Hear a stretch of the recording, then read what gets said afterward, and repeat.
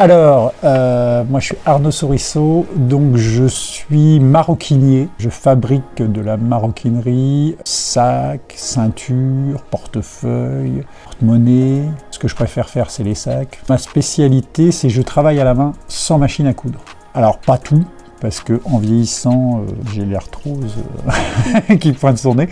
Mais j'ai gardé le principe de faire à la main. En fait, mon père faisait un peu de cartable et des sandales. Et du coup, j'ai eu cette base de formation.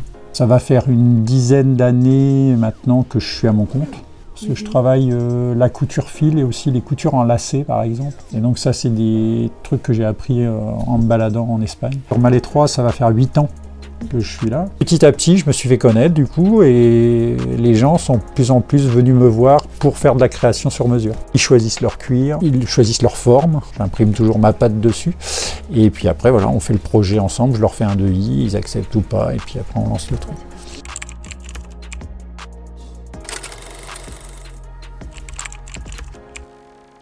Ce que j'aime dans mon travail, c'est que je vends des choses que je sais que les gens, ils achètent quelque chose de vrai, on les gruge pas, quoi. Et s'il y a un souci, ils peuvent venir me revoir. C'est toujours un challenge, quoi.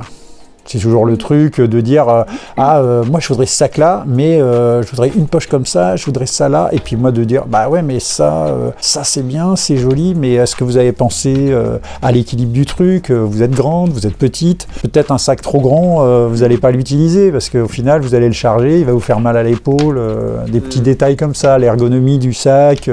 Au niveau des matériaux, moi le but du jeu c'est de faire quelque chose de durable et entièrement réparable. Donc du coup, c'est-à-dire que quand je fais mes coutures, je fais des coutures à la main. C'est vraiment ça, c'est d'essayer de faire des choses que on peut réparer et utiliser des matières, déjà avant de le réparer, utiliser des matières qui vont faire que déjà en soi, l'article est durable.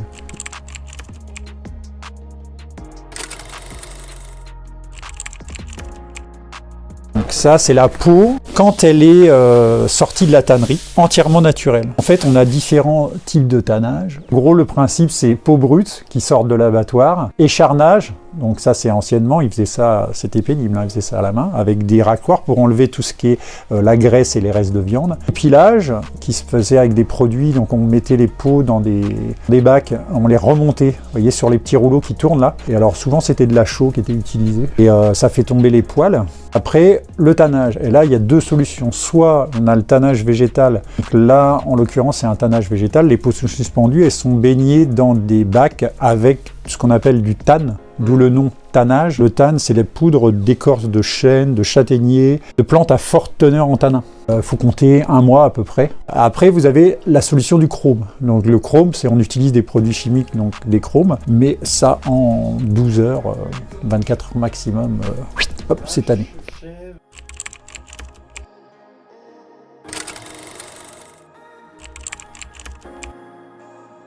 C'est de ne pas se décourager au début et surtout de créer vraiment tout de suite une relation clientèle et pas partir dans des trucs commerciaux. Pas se laisser emmener dans le commercial. Parce que en fait, que ce soit la chambre des métiers, que ce soit la chambre de commerce, que ce soit les commerçants autour, ne captent pas ce que c'est l'artisan. Ils ne comprennent pas la logique du truc. Il faut faire de la pub, il faut acheter des encarts publicitaires.